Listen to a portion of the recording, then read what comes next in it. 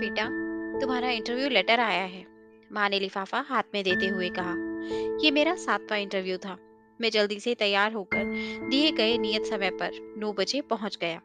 एक घर में ही बनाए गए ऑफिस का गेट खुला ही पड़ा था। मैंने बंद किया और भीतर गया। सामने बने कमरे में जाने से पहले ही मुझे माँ की कही हुई बात याद आ गई।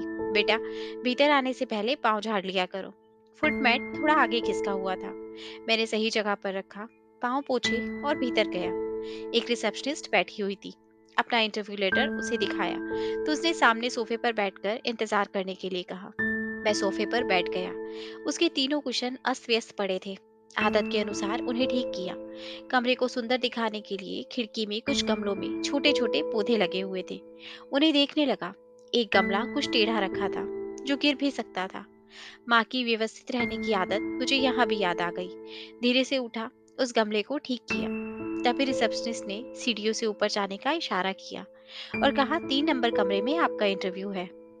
मैं सीढ़ियां चढ़ने लगा। देखा दिन में भी दोनों लाइट जल रही हैं।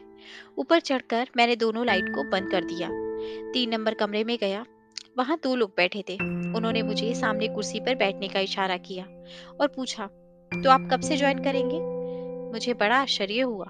जी, मैं कुछ समझा नहीं। इंटरव्यू तो आपने लिया ही नहीं। इसमें समझने जैसी क्या बात है? हम पूछ रहे हैं कि आप कब से ज्वाइन करेंगे।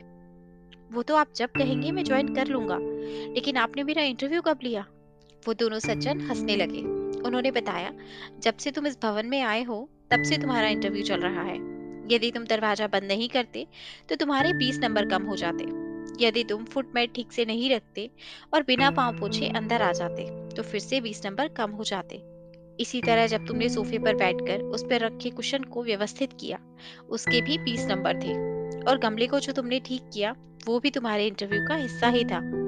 अंतिम प्रश्न के रूप में सीढ़ियों की दोनों लाइट जलाकर छोड़ी गई थी और तुमने बंद कर दी। तब निश्चय हो गया कि तुम हर काम को व्यवस्थित तरीके से करते हो और इस जॉब के लिए सर्वश्रेष्ठ उम्मीदवार हो। बाहर रिसेप्शनिस्ट से अपना नियुक्ति पत्र ले लो और कल से काम पर लग जाओ।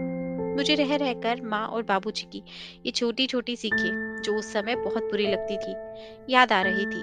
मैं जल्दी से घर गया, माँ के और बाबूजी के पैर छुए और अपने इस अनूठे इंटरव्यू का पूरा विवरण सुनाया। दोस्तों, इसीलिए कहते हैं कि व्यक्ति की प्रथम पाठशाला उसका घर होता है और प्रथम गुरु माता पिता ही होते हैं। दोस्तों, आशा करती हूँ आपको ये कहानी अच्छी लगी होगी और जरूर कुछ नया सीखने को मिला होगा। आपका एक लाइक, शेयर और सब्सक्राइब हमें ऐसी ही और वीडियोस बनाने के लिए मोटिवेट करता है। इसलिए अगर अभी तक आपने हमारा चैनल सब्सक्राइब नहीं किया तो प्लीज़ आप हमारे चैनल को सब्सक्राइब करें। आपसे कल फिर मुलाकात होगी एक नई कहानी के साथ। धन्यवाद।